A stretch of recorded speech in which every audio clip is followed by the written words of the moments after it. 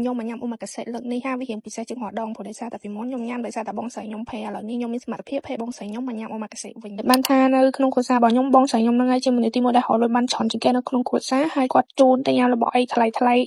ហាដាក់ឲ្យចាញ់គេរបស់អីបងស្រីខ្ញុំជូនទៅញ៉ាំហ្នឹងនិយាយពីកំសត់វាអត់សូវកំសត់ទេតែគ្រាន់តែថាបងស្រីខ្ញុំគាត់គឺជាអ្នកនាំដើរលេងដូចទៅប្រទេសគេអីអញ្ចឹងគឺបងស្រីខ្ញុំអ្នកនាំអីអញ្ចឹងទៅប៉ុន្តែឥឡូវនេះខ្ញុំមានសមត្ថភាពជូនបងស្រីខ្ញុំមកញ៉ាំរបស់អីដែលថ្លៃ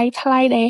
បាច់ឲ្យគាត់ចាញ់ឲ្យគឺខ្ញុំអ្នកចាញ់ឲ្យគាត់វិញណាចឹងមានន័យថាខ្ញុំមានមោទនភាពដែលខ្ញុំអាចនាំបងស្រីខ្ញុំមកញ៉ាំរបស់អីថ្លៃទៅតាមសមត្ថភាពដែលខ្ញុំអាចចាញ់ឲ្យគាត់បានចូលទៅប៉ុណ្្នឹងបានតែមកមើលស្បែកមុខរបស់ខ្ញុំប្រើជាមួយនឹង skin care របស់ពងផាដាររយៈពេលតែ2ខែអ្នកទាំងអស់គ្នា product គាត់អាចចេញមកយូរហើយប៉ុន្តែខ្ញុំតែស្គាល់លេខអាចនិយាយបានថាខ្ញុំស្រែក៏បានដែរតែខ្ញុំតែស្គាល់រយៈពេល2ខែក្រោយនេះតែពេលផលហើយល្អបាត់ជាមួយនឹងសេរ៉ូមមកបន្តស្បែកមុខធ្វើឲ្យមុខក្មេងជាមួយហើយឡងគីឡូហ្មងបើនិយាយពី cream mirror គេវិញនិយាយពីថាដូចឈ្មោះហ្មងលាបឲ្យមុខថ្លាឡើងដូចកញ្ចក់ហើយនិយាយពីថា smooth អស់អីនិយាយហ្មងហើយមុខខ្ញុំអត់ដែលផឹកទឹកទេតិចមួយថ្ងៃថាដែរឃើញផឹកទឹកឲ្យម្ដងអត់ដែលសោះហ្មងប៉ុន្តែមកមើលស្បែកមុខវិញដូចផឹកទឹកមួយថ្ងៃ5លីត្រចឹង